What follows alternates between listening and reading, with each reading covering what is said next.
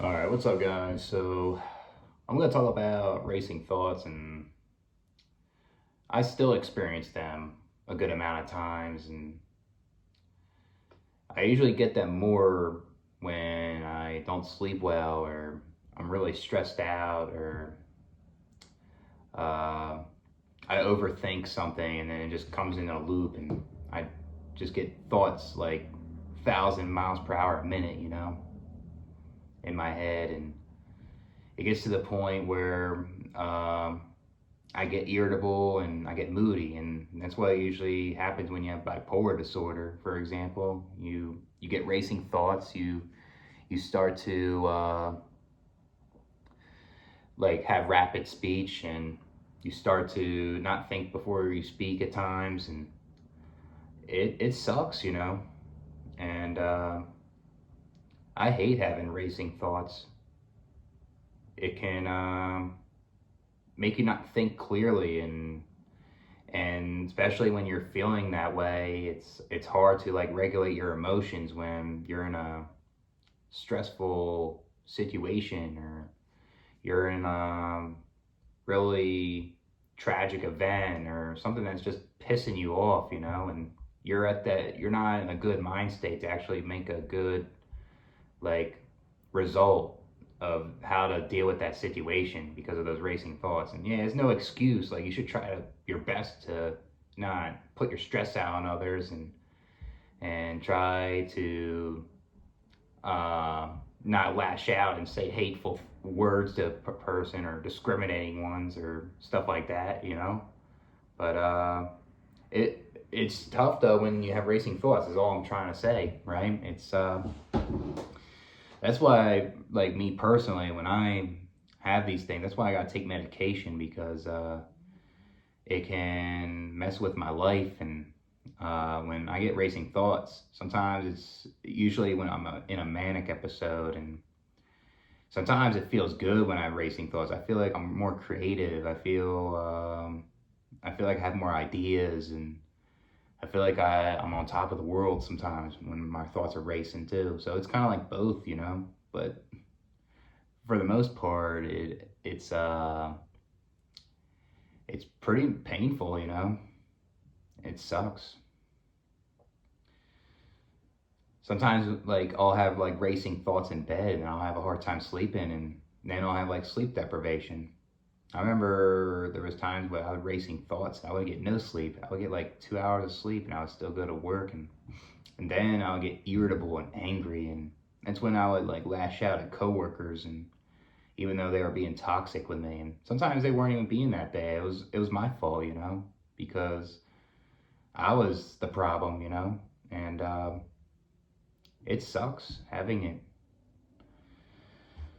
That's why I try to cope. I try to like remember from past experiences and how to deal with like like an event that will stress me out, and find ways to not let my racing thoughts make me react in a way where it can hurt somebody, and attack them personally, or something like that.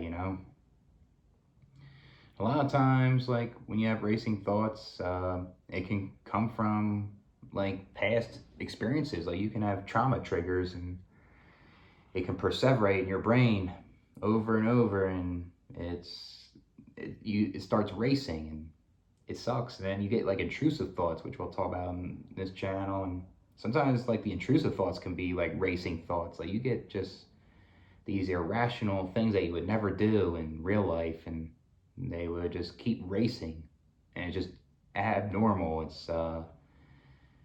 gets to the point where you feel uncomfortable, and then you just feel anxious. Your heart starts racing. You start get like heart palpitations, and um, it's like hard to deal with.